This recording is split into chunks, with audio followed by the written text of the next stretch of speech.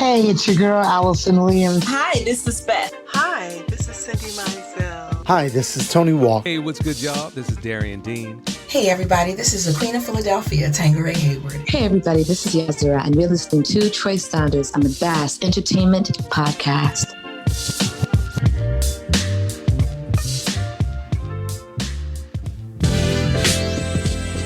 Yeah. Hey, everybody.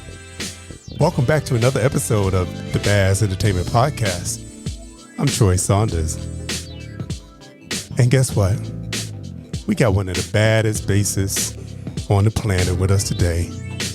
Yeah, he has worked with everybody from Will Downing, Vicky Winans, Lalah Hathaway, Maysa, Karen Clark Sheard, Richard Smallwood, Lionel Hampton. Yeah, the legend, Lionel Hampton. Yolanda Adams, you name it, this man has been working with them. And we got him today. His name is Mark K. Walker. A Walker.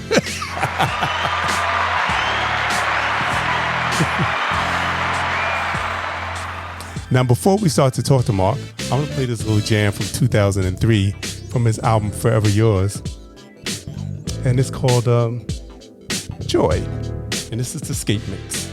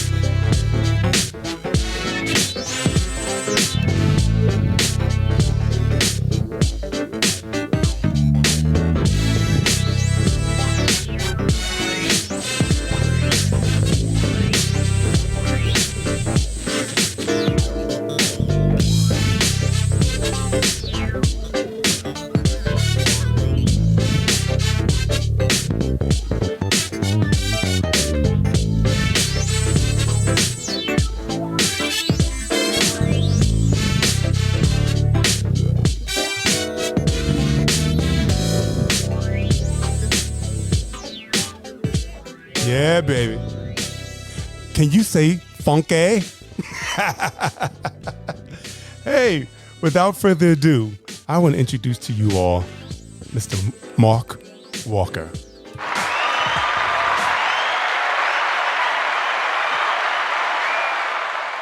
Hey, Mark, how you doing today? Doing well, Troy. Thank you for having me, my friend. Thank you, sir. No. Thank you. Thank you for the music. It's my honor. So how you been? All is well, man. You know, in spite of the pandemic, things have been well musically. Things have been refocused, back in the studio playing more, out playing live. Man, it's just a new day. It's definitely a new day. So I'm enjoying what God has given me. You know, opportunity to play, opportunity to record, write, and still do what I love to do. I love and it. pay bills on top of that. Yeah, right. You know, we got to do that. As long as we live, we got to pay a couple of bills. So let me ask you, how did you get started? Matter of fact, I think you're from Brooklyn, right? No. I'm actually from the Arlington, D.C. area, Washington, D.C. area. Okay. I moved to Pennsylvania, went to high school in York, Pennsylvania, and moved back. I'm actually originally from the DMV area. I think the other guy you talking about from Brooklyn is another bassist called Mark Walker. I think he's from Brooklyn. Oh, okay. But I got started like a lot of my friends, a lot of people I know in the industry, played in church, and I kind of grew and developed a sense of love for other styles of music. The beginning came from when we moved from Washington, D.C. to York, Pennsylvania. Met a gentleman there, Leonard Rankins. We called him Fuzzy. That was his nickname. He got me started playing bass, old quartet style music.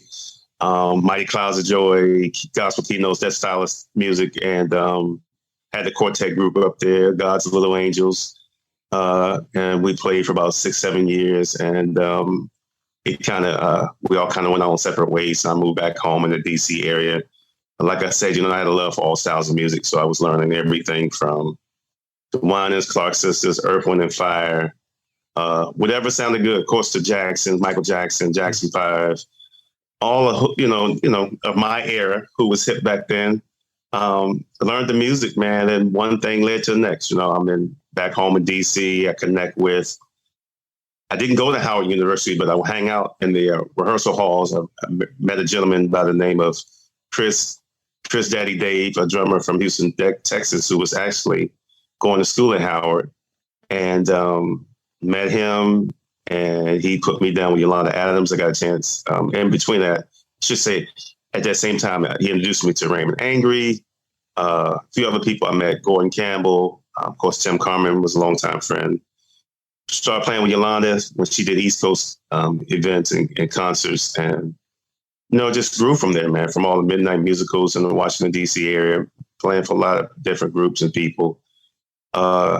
And, one thing led to the next. It's a long story, but I'll just say, from Yolanda Adams to touring with a group out of Howard called Shy in the early 90s to get the call from Mr. Richard Smallwood in 1995, playing with Gerald Albright and Lalah Hathaway because of Tim Carmen in 94.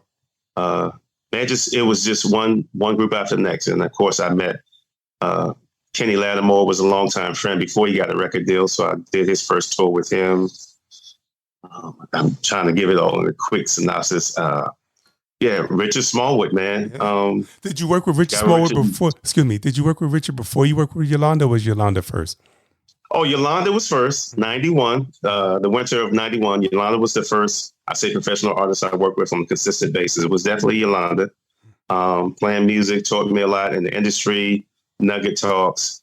And then it became Richard. Richard came in 95 when he put the group Vision together. Of course, everybody remembers the big Total Praise song, the Adoration Project. I was part of. That was my first project, my first recording with Richard Smallwood. That was with the group Vision he had put together. And I've been with him ever since then. And between that, I was working with Kenny Lattimore, of course, still working with Gerald Albright and Lalah. Then Gerald started doing more stuff on his own because he broke off from management. And he introduced me to Will Downing. They did the show together and started working more with Will Downing. And, it's been going on 21 years in December with Will Downing. Yeah. It's been a great ride. I mean, I thank God for what's happened, how things connected, the good and the bad. It's made me who I am today. Hey, you know what? And you're still here. That's what I'm about to say. What we just played was from 2003. That's going on 20 years old right there. But it still sounds fresh. You know what I'm saying? And I wrote it in the mid-90s. We didn't record it till 2001, I think it was 2001. And we didn't really release it till top of 2003. So, yeah, that's a very old song. As a matter of fact, that song was written early 90s. Yeah. Still, they say good music don't go away. That's right. It's still thumping. So let me ask you a question. Do you want to record more stuff now, or do you still just want to do more of the playing on tour and in the studio, or are you looking to put out some more records besides we only get to the latest single, but it's going to lead us to a new album or EP? Oh, yes. We're still working, loving playing in the studio, creating. That's not going anywhere. I think the love for the studio has really came back because we all go through phases as musicians. I think the studio thing for me, the studio itch, as they would say, the studio itch came back, and the creativity of things, and now sitting back and now able to put songs together with the team and the group of people that I know, people that I have that's, with me, from Chris Big Dog Davis to Michael Upshaw, Tim Carmen. There's a host of folks, Mr. Jeff Adams, of course, I would say almost like my right-hand partner when it comes to how they're guiding me through the recording part of what I do. Mr. Philip French. There's a group of people, man, I thank God for having in my life that's keeping me going and allowing me to now, play what's in my head. Because sometimes you can have an idea and just not be confident about it, or just feel like it's not relevant, or as somebody would say, you just feel stuck and you can't get past. And I have a group of people that I'm surrounded with that helps me get through that. Of course, with my God and the family members that pray, and that's in my corner that keeps the positive things coming my way. The itch is back now. I love recording. I'm re-recording some stuff that I recorded years ago that was just never released. And there's going to be a lot of music coming out between now and 2023, 2024. There's going to be some great stuff. And yes, and some of it's going to be funky. All right. Well, I'm looking for what I love about your music also is that it's a blend of everything. You get a little blend of funk, you get a little blend of inspirational, a little gospel, jazz, everything is in there. And when I listen to you play with other people, one thing I always know is that you, what we say, know the assignment. You know exactly what you need to do in that song without trying to overdo anything. Yes, well, and that's a conversation by itself, because from time to time I'll get musicians that ask me on the sidebar, hey, why did you do this? Why did you do that? And the bottom line is to say, hey, this is to make the song, support the song. You want to play the song the way the artist has envisioned it when they recorded it. And sometimes there's a little improv live, but a lot of times it's just to enhance what's been already put before you. And so you try not to overplay. You don't want to be that musician that makes the song go in the wrong direction, right? As well as you want them to call you back. And you want them to see a smile on their face when they see you coming. They know that you're going to play that song, or you're going to play that concert, because you're going to be disciplined enough to play the whole concert without being pushed to do anything else to get, attention to yourself, versus making the show bigger and better than what it is. And once again, making the artist truly happy that they called you. Right. And that's what I hear. You can hear on certain songs that you give a little bit more because it needs a little bit more, and then when to lay back when it needs to be laid back on. So I've been doing my studying. So I see. So do you teach? You know what I did during the pandemic? I just felt led to get a few musicians started, with those in the area who wanted to learn how to get started playing. I had about 3 or 4 months where I did once a week, sometimes twice a week, getting musicians started, because they said they didn't have time to, learn how to play the music or whatever. And I kind of got a few musicians started learning how to play the bass, just learn how to play. I did a non-traditional type lesson where I literally sat down and showed them the finger and showed them how to play a song, the number system, and how some songs are written pretty much the same, but in different keys. And you can figure out songs by just following a certain pattern. But that was about it. And I did it for free. It was just, giving back, because my friend Leonard, when he got me started, he didn't charge me. So I always tell musicians, when you get started, don't forget to give back and be a blessing to someone else. So I did do that. But right now, just really don't have the time to teach the way I would want to, or consistently, because my weeks are really different from another. So I can't really commit to anything. But I have from time to time sat down and showed folks, I've even sent videos of work on this, work on that. But, and then, it was all for free, man. I wouldn't charge anybody. That was the other thing. I'm a softie in that area, which is hard to do that to anybody, because I know what it's like to want to do something and just don't have the financial means to do it. So, yeah, I give more advice than anything else. And from time to time, if you catch me and I have time, I'll sit there, I'll play something, they bring a recorder out. But yeah, I just don't have the time to do it the way I want to, sure. I just don't have it. I hear you. So you say you didn't go to Howard, but did you go to a school for music, or did you just learn by ear? I truly learned by ear. That, going way back, I graduated high school in 1985, so I don't have to tell you how old I am now. I'm 1 year ahead of you. But, and I was back then, I could have, and I probably should have learned to read, but I didn't. Of course, I know my notes on the instrument and chord charts. You can write out your own chord charts, and I've done that a few times if I have to, but most of the time I just memorize everything. But I'm taught by ear.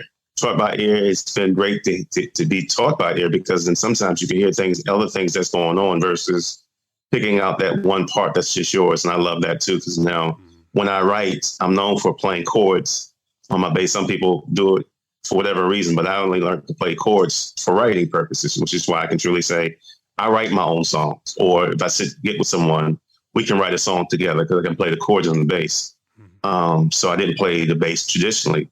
So it became a habit to play the way I play by ear, as well as being able to play out notes and chords and tell the piano to play a certain inversion versus saying that's not it.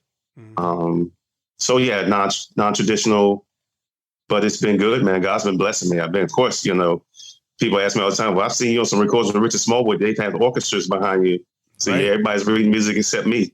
But it actually sharpened me, made me to do more, be more aware of playing the song the way it's supposed to be played. Because I think sometimes what I've heard from readers, some readers, not all, that you can get caught into this robotic type state where you just play the note because it's written that way and not really play along with the song, with the feel, because certain parts of the song will have different dimensions, different ways of sensitivity when you've got to get to a light bridge where everybody has to break down. You're just not playing the note soft, but you're playing with a form of feeling. And so that always came natural because I played by ear. I believe that's the reason why. Once again, I'm not taking away from anybody that reads or didn't play by ear, because of course they're great and they're valuable, because, you can call them to play on the top of a concert without doing rehearsals. And that's a benefit in having. But for me, it benefited me actually now, as I've been told by those who read, it was better that I did learn by ear first. Now, of course, it's never too late to learn how to read, but right. Sometimes I can feel I'm too lazy to do it or just don't have the time, or probably both. But like you said, when you play by ear, also, it gives you that freedom when, like, especially in a live performance, when things change. Artists might want to change something in the middle. They might want to break it down, might want to do a little something different than what's on the paper. And you can hear that change instead of like, oh, shoot, what do I do now? Because that's not on that paper. No, you're absolutely right. As a matter of fact, you brought up something when you said that. It brought up something that happened on the tour I was on. And one of the artists said, hey, man, this guy's a new guy. He came in, he's learned the music by ear. I need y'all to put the charts away because y'all been playing this music longer than he has. And let's play with a different feel. And it was something I never forgot because he pulled me to the side. The artist pulled me aside. He said, hey, man, we love the feel of what you're doing because you're like paying attention to the artist. Because sometimes, you can look in the audience and see that the crowd isn't engaged as it should be. So sometimes it needs to be a little more intimate and a little more softer and a little more just paying attention and going with the flow of the artist. Mm-hmm. So that was a plus that I carried into the situation. See, let's play another song off that first album. Okay. Let's say He Cares. That's the single. That's the first single. Yeah. We're going to play that one. And I'm going to play the smoothed out mix. So everybody, this is from 2003, even though it sounds new and fresh. And maybe it might be new and fresh for you all. And if it is, go and you like it, go on out and support Mr. Mark Walker. Go on over to iTunes and Spotify or wherever and download it. I mean, it does help. It gets his name out there. And also going out there and share it. Share it with other people and let the word get out, And so here we go. This is He Cares.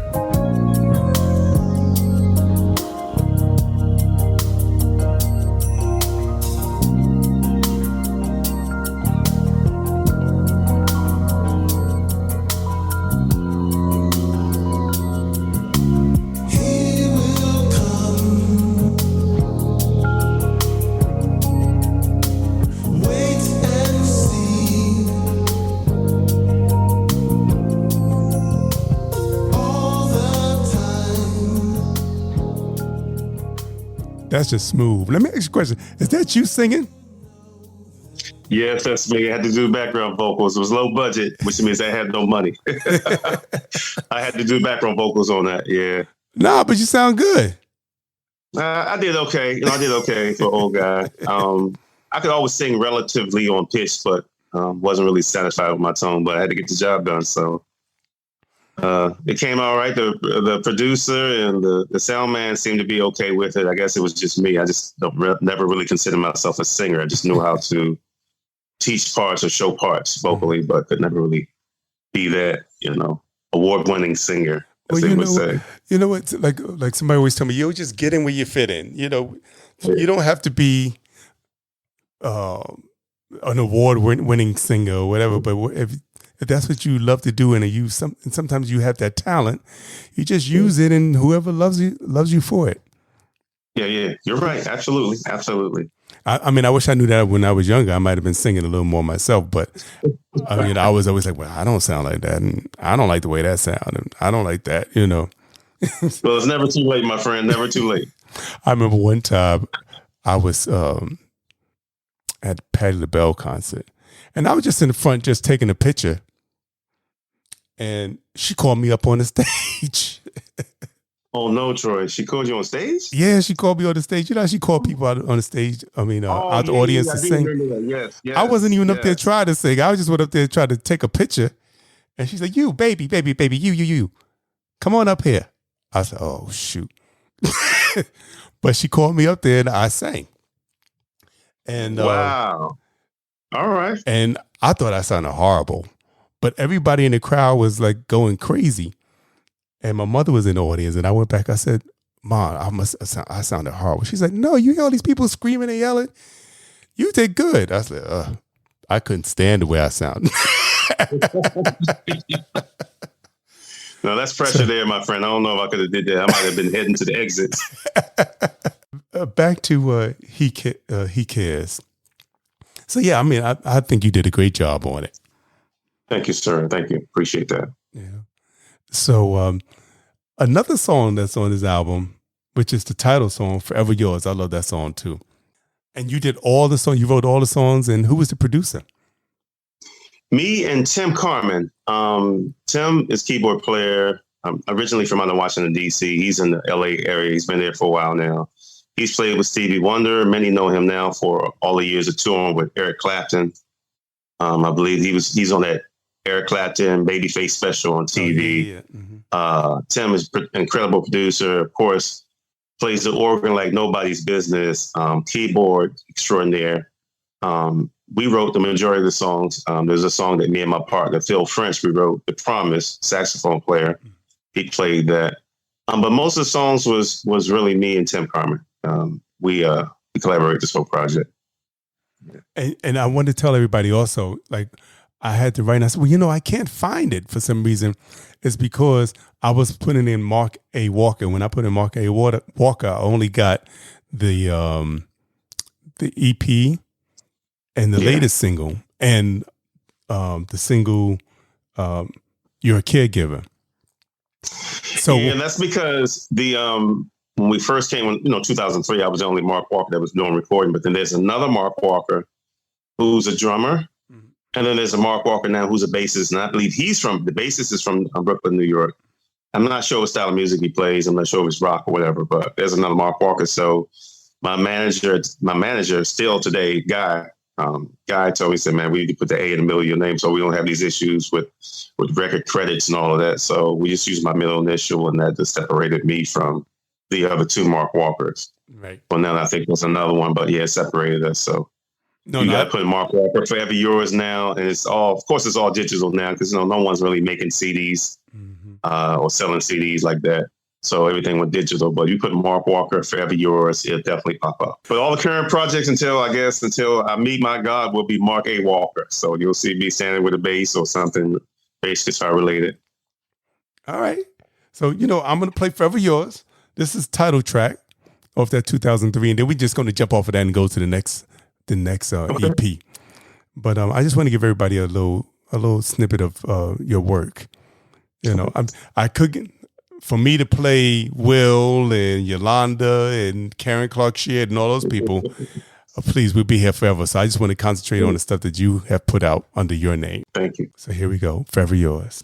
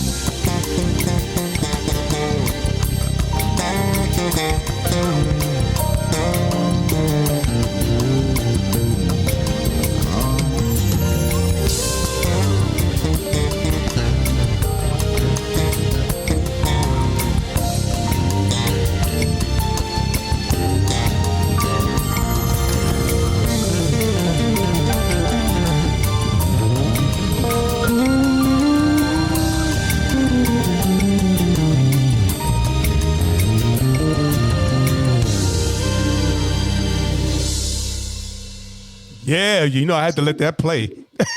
Yeah, you bring back some memories on that one. Yeah, that was a cool tune. Had fun playing that. Yeah, that's fire right there. That got me a little Stanley Clark feel to it. Oh, yeah. Got a little bit of everybody in that one. Yeah. I love that one, boy. So yeah, Forever Yours, y'all. Go on in. That's the title tune for the 2003 album. And there's more great jams on there. So just going out there and support it, brother, and download it and check it out. Check out the other songs on there. So now we're going to continue on.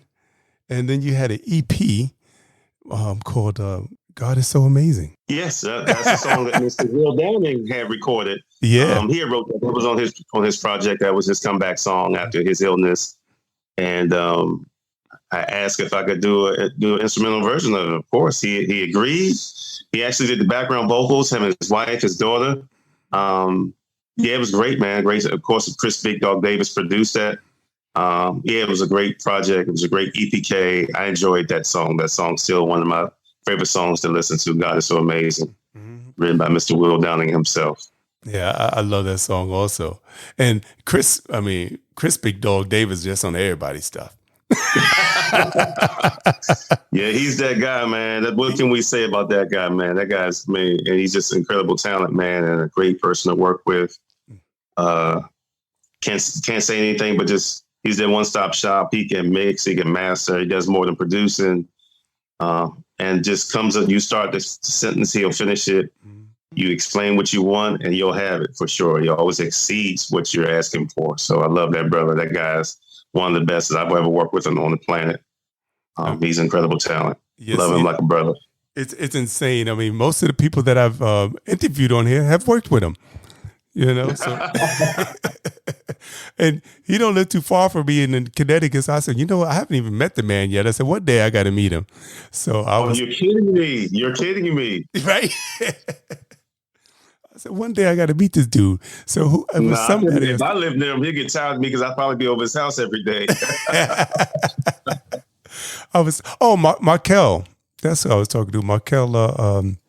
Yeah, that's my brother, man. Incredible player too. And I'm dog put the fire on his project, man. Yes, he did. I know exactly what you're talking about.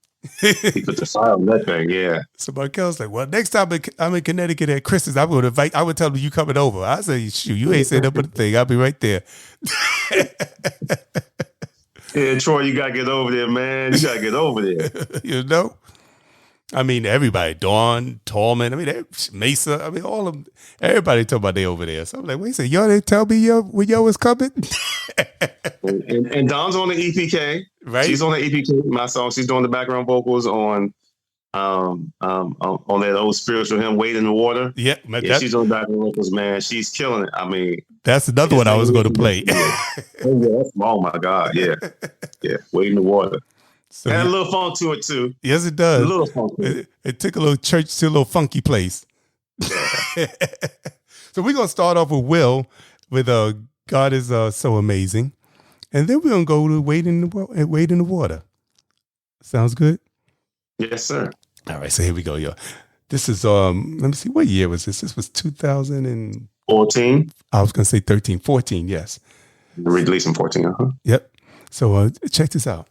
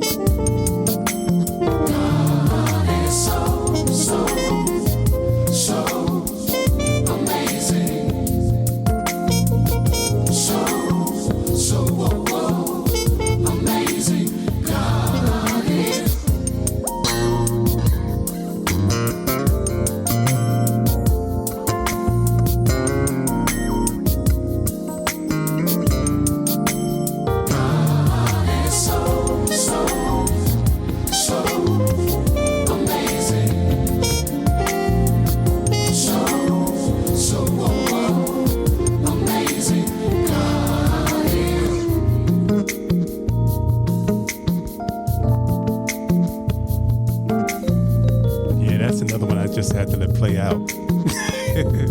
Yeah. That little breakdown at the end. That just It's takes Big Dog Davis, man. Okay. Oh my God, yeah. Had a good time. Had a good time on that one. And you can hear it. You can hear it. I love Orgy too. Orgy, that's a singing girl there. Oh, all day long. Are you kidding me? Yeah. She's singing background with Shaka Khan, so need I say more? Exactly. Yeah, I love that. Matter of fact, Will went to Erasmus and I went to Erasmus Hall High School also. Okay. But he graduated a couple of years before I did. Okay. I graduated with Hubert Eves. Okay. Hubert Eves, the fourth. Yeah. He was in my class. Okay. Yeah. We did one concert. Will used them to play drums at one of the festivals. I want to say Berks Jazz or something like that. We did one of those festivals. He played drums, filled in for our drummer. Yeah. Good seeing him, man. He can play everything. He can play bass. Oh, yeah. He can play drums. He can play a little bit of everything. Yes, he could. Yes, he can. I remember in school they had a group called the Grand Jury that they put together. And it was him, Ricardo Holtz, Michael Richardson, and I can't remember the other guy's name on the keyboards. But yeah, they were doing the damn thing, you know. So I knew they was going to, you know, he was going to take off. Yeah. So so we're going to go to Wade in the Water.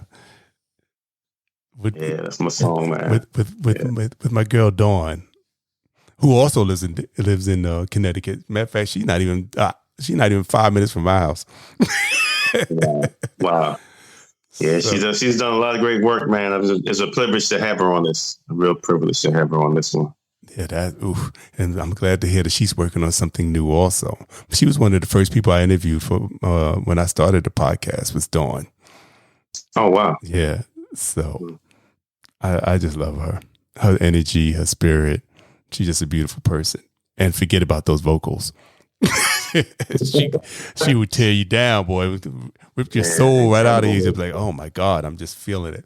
So here we go. We're going to play Mark and Dawn doing some backgrounds on Wade in the Water. And once again, this is from the 2014 EP, God is So Amazing.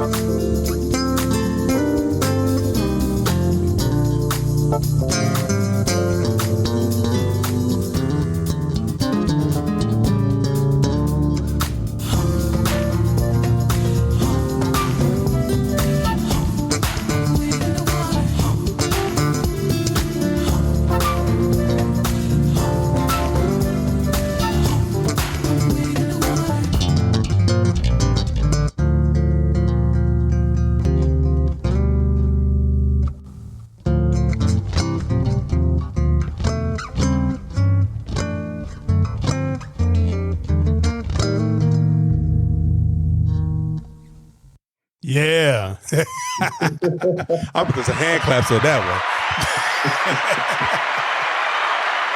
Well, the funny thing about that song was when I talked to Big Dog, because I sent him the way we worked, because, we were home. I was here in my studio cutting, and I would send him the tracks.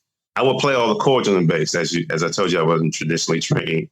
I would play the chords. So, sometimes you have a song. Sometimes the keyboard player may not understand where you're trying to go.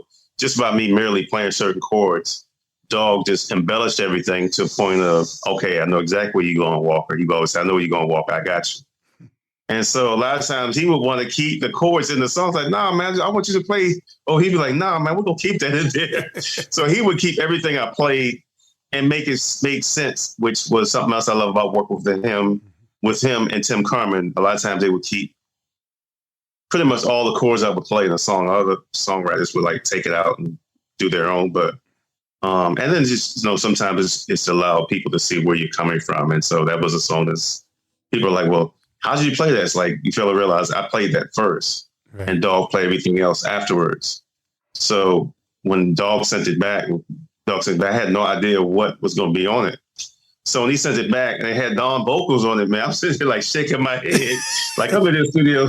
I'm right down here. It's like I had to sit down and take a minute and just like, because that's not what I envisioned. I didn't hear nobody singing at all. Maybe humming, because he just said I was going to have Dawn do a few things on it.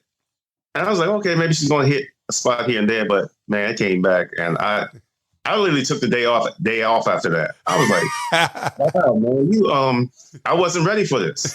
But that's Chris Dog Davis, man. He, no matter how many times you work with him, he's going to always do something to amaze you and make the song bigger and put it in a direction you just wasn't thinking. At least for me, that's my testimony. I just can imagine everybody else that's done the same thing would have to say what I say, man. This guy is incredible. That's incredible. Same thing Markel said. He was like, yo, I sent something in, and what came back was like, wow. Yeah. And it's like, and it's done. It's like, okay, we can go mix and master now. He said, no, you can add some more stuff. Like, man, it's perfect the way it is right now. I don't want to touch it.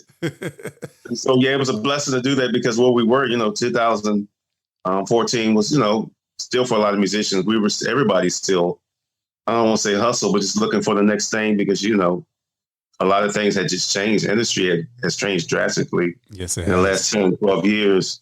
And it's just really been hard for a lot of us who've done it a certain way, but, you got to change with the times, and grateful for it. We're going to go to another Chris Big Dog Davis jam that you have done with him, and it's You're a Caregiver. Oh, wow. Yeah. How was that process? Is it similar to Wading in the Water? Well, you know what? To some degree, yeah, because he had sent a track, and I actually recorded that. Like I said, this last track, I recorded that Caregiver. I think I've recorded at Kenny Allen, who's a member of the group Spur of the Moment, group I play with here in the area, as well as we travel. We've done a lot of big things. But Kenny Allen was at his house cutting, because something was going on with my equipment or something. So I ran over his house and cut a track. And he said, man, why don't you just, cut a track to this? And I think I cut a track. And when Dog sent it back, I was like, is that what I played? And I had to go back, and I was like, yeah, I did play that. But he was able to put keyboards and because I played several tracks. I think I played 2 tracks. And he was able to take both my tracks and make it seem like I was playing all one, but you know how it goes in studio. Mm-hmm. I was like, I forgot I played that. And he matched pretty much everything I played. And it was just, it was Wading in the Water. It was just in a different twist, because this was about caregivers. This was about songs dedicated to the caregivers around the world. And it was the same thing, because I was actually expecting to replay it again, because I told him I didn't like what I played. I think I was just giving him a reference track. I think it was 2 reference tracks I sent. And he's like, no, we're good. This is good, Walker. I was like, it is good. I think I wanted to play it because of my pride. Mm-hmm. But it was, it's the same thing. Caregiver. And of course you have Carol Riddick singing background. Right. You have Tim Waters playing sax. And you have Big Dog leading the way on the keys, man. You can't lose. No, you can't. It was like no break. Carol, that's another bad sister there too. Incredible gift. Yes. Carol, incredible gift, man. Just and we have we have, this is the instrumental version, but we also have a version where it's a vocal version where she's singing. So yes, killed both sides, man. Just incredible singer. Of course, Kim Waters just add the icing on the cake. Definitely. Like I said, you've been working with the best. I've been blessed, man. I've been blessed. I really have. You just juggling my memory right now, but yes, I have. Thank God for that. So we're gonna get right into it. You're a caregiver. Check this out, y'all.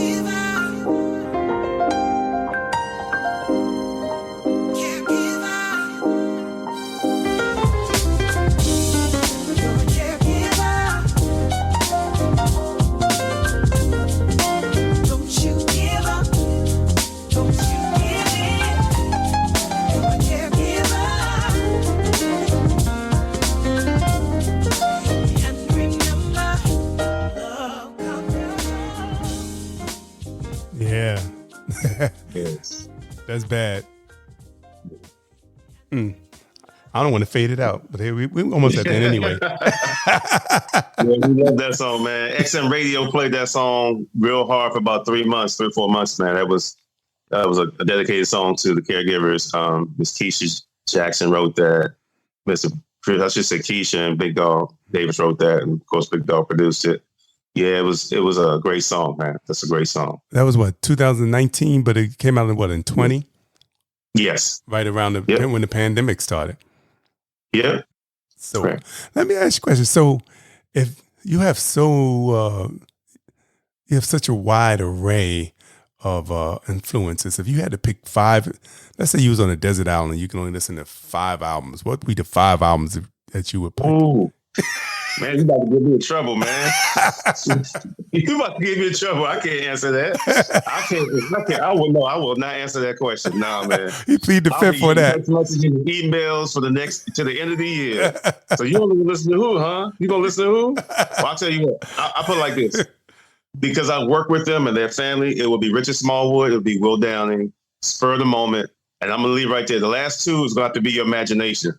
I see them all the time. So yeah, the last 2 is gonna be Your Imagination. It's got to be a little bit of everything for me. Yeah. gospel, R&B, jazz, even some classical. It's really hard because it depends. Depends on what mood you're in. That's true. What you really want to hear. So there's a wide range, but yeah, I won't tell you who the last two artists are. I won't get in trouble. The first three, okay, those are the people I got to see in the next. I'll be seeing till the end of the year. So right, they'll be like, all right, we got you. But yeah, it's been good, man. I've had a wonderful career, and it's been good to learn from every genre of music, the business side as well as the people. Makes me who I am today. Yeah, it makes me who I am today. I'm gonna play two more songs. Okay. We're gonna do JB's Groove Step. Oh wow, yeah. Hey, why not? Shoot. And we're working on the remix. So I'm letting you know right now. When we hang up actually from this interview, that's what I'm working on this week is the JB Grooves remix, which is gonna be hot. It's really gonna be hot. I'll send that to you. I'll definitely send that to you when we're done. All right, because right now we just got the Groove Steps extended version. Yeah. So with the remix is going to be fire then. Oh yeah, real fire. Yeah. So let's play a little bit of that, and then we're gonna go to the next single, with the latest single, shall we say? Yeah. Which I believe you was handpicked for that one, huh? Yeah. All right, so we're gonna get around to that. So here we go. JB's Groove Steps.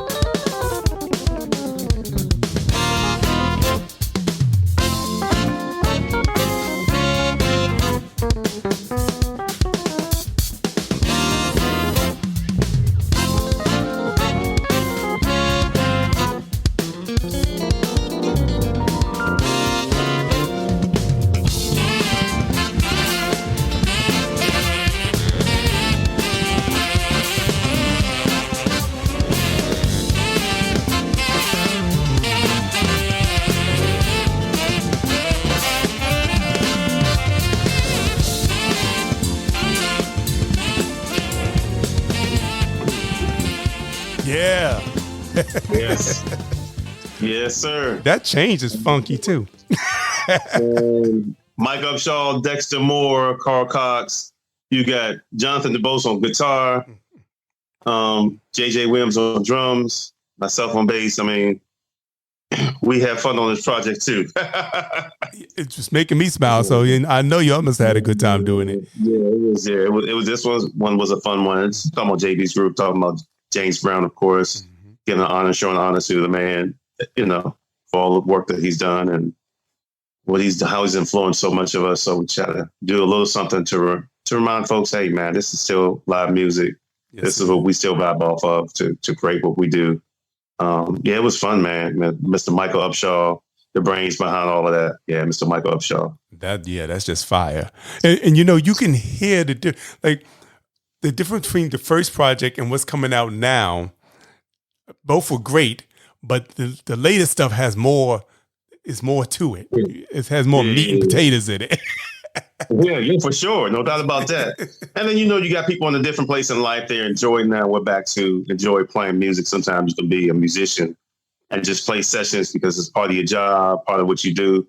But, for me, it was getting the joy back I had before just travel touring, before doing records that played on radio. Just you enjoy playing music. And so it just felt good to play with guys that have that same excitement and the same joy for the love of the music, because that's where it's got to be for it to sound the way it used to sound. Those guys back then in the day, out of all the stuff that was going through in life and how things weren't so positive for them, they found joy in playing music. And that's what we still live. And you can go back and listen to those records now, and every time you play it, you can hear it bounce off the records. You can hear it, whether it be R&B, whether it be in church. They had a love for what they did, especially in the jazz. You go back, you hear what those guys were capable of doing and the level of musicianship they were at.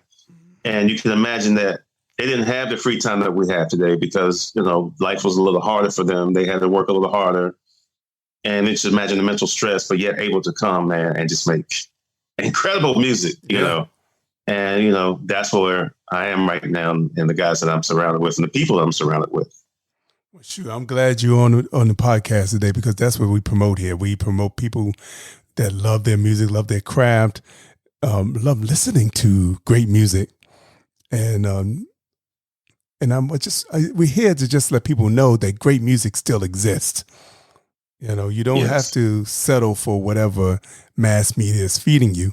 There's other things out there that you can sink your teeth into and love.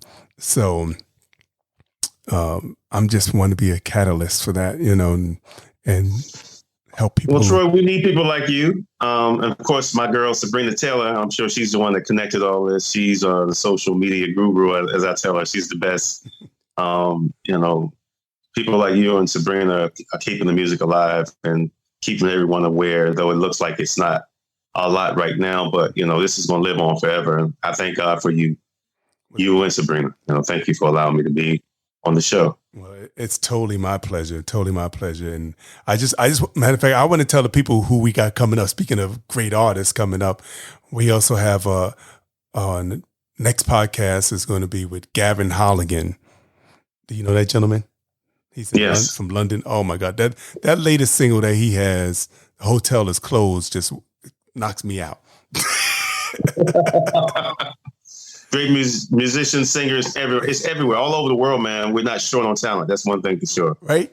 So I heard that song, and I said, oh my God, I got to get this brother on the podcast. So I hit him up on Instagram or something. I said, would you like to do my podcast over here? He said, are you crazy? Yes. So he's going to come on. And then we have another incredible artist, Lindsay Webster. Oh, of course. Okay.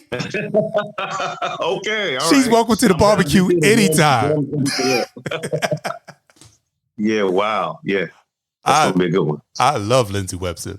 So she's going to come on. And then we have Beth Griffith Manley, who was on The Voice. And she also sings with Anita Baker and Kim. Okay. And she's going to come on. She got a solo project coming out at the end of this month. And we're going to highlight that. And matter of fact, she just goes by Beth now. But when she was on The Voice, it was Beth Griffith Manley. So yeah, we have a good lineup coming up for the next 3 episodes. And I hope you'll check them out.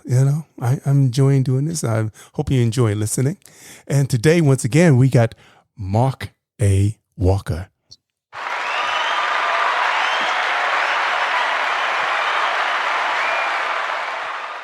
And we're going to end off, we're going to talk about his latest single, Duke Stroll, which is a tribute to the great George Duke.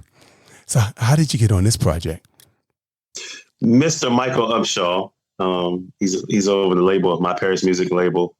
We're close friends. He called me, of course, collaborate. He always comes up with these great songs. And he'll send something my way and say, what do you think? What are you like, man, are you kidding me? And so, it's the same thing, you add to it. Of course, you got Chris Big Dog Davis involved in producing, and Phil Lassiter, trumpeter. Everybody knows him from playing with Prince all those years, but Phil has played with many artists, many recordings, Kurt Franklin, Let Us See, it goes on and on. A lot of Grammy Award winning projects he's been a part of. He's arranged a lot of horns. He's featured on this song, Duke Stroll. And it was something towards George Duke. We really needed to do something to celebrate the people who've gone before us, who's laid a pathway that music is the reason why we're still doing what we're doing. And so it was a great song.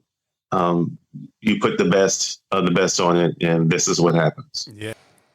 Oh, yes. And because, I was never his bass player, of course. Everybody knows Michael Manson was his bass player, but I did get a chance to play and work with him on the Capitol Jazz Cruise, because I told you earlier, the group I played with, Spur of the Moment, had been the house band for over a decade on the cruises. So George Duke has been on the cruises several times. I got a chance to play myself and Mr. Dave Dyson, who actually introduced me to George Duke years ago. I think it was 2004, somewhere back then. And I got a chance to play with him back then once. And then on the cruise, at least 2 or 3 times. And he was just a good guy. And him and Wayne Bruce, the leader of Spur of the Moment, they were close friends. George would call us. We'd be in the middle of a band rehearsal. You're not supposed to have your phones on or stop rehearsal. But George do call. So we all stopped and watched them two talking. They'd put on the speakerphone and George would say, what's up? And George was that cool guy, man. I mean, for him and Wayne to have that relationship before, his last stage, leading up to his last stage, they had, throughout a few years have been, Wayne played with him. And so we got a chance to get to know George a little. And the nuggets he shared about the industry, where he came from, and gave a greater perspective on having respect for those who've gone on before you, even though you can reach a certain age. I'm 55, but it's good to hear what our forefathers went through to get through, to allow music to be where it is, because a lot of things can't be spoken publicly, but you respect them for their professionalism. You really respect them for them still being able to write and sing and play great songs that touches everybody's hearts. And so, this was overdue for Mr. George Duke, and I hope somebody else comes and does like a whole project. This was just a single. This is just us saying, hey, thank you, man. We want to appreciate your legacy, what you've done, and allow your family to see that you are really appreciated, not just in words, but and just writing a song, And so, this is what we came up with, and it was great, man. Mr. Mike Upshaw, once again, MiParis music label, that's my dude. And Mr. Brandon Taylor, being the responsibility of posting the media and getting everybody to know that this project is coming out, or was coming out. It came out July 15th, that Friday, but Mr. Will Down played it on his show. And, radio's playing it in the UK. So we hope that everybody grabs, hold of this one and just get it for memories. It's just a single, but in memory of Mr. George Duke. Yes. Everybody going out there and download. Is it a way to purchase it if somebody wants to purchase it? It's all digital download. That's where we are right now. We haven't made any CDs yet, and I'm thinking we may, because next month we're going to release a few more songs that have an EPK. So most likely this is going to be on the EPK. So there will be CDs released, but it's not going to be probably till closer to the end of the year. But right now, everything is digital download. All right. So everybody going out there and download it. This is called Duke's Stroll. But before we get out of here, before I play the song, I just want to tell Mark, thank you again for coming on. I appreciate your talent. I appreciate you spending your time with me and just conversing. I really enjoy it.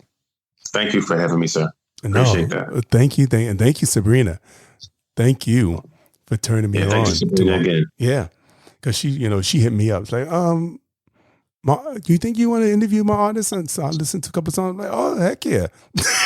That's my girl, man. Sabrina. Yeah, hardworking lady right there. All day long. Okay. Yes, she is. Much love for you. So, yes, thank you again, man. Thank you. And I don't want to keep you too much longer because we've been on for a minute. Okay. And but I do want to play Duke Stroll.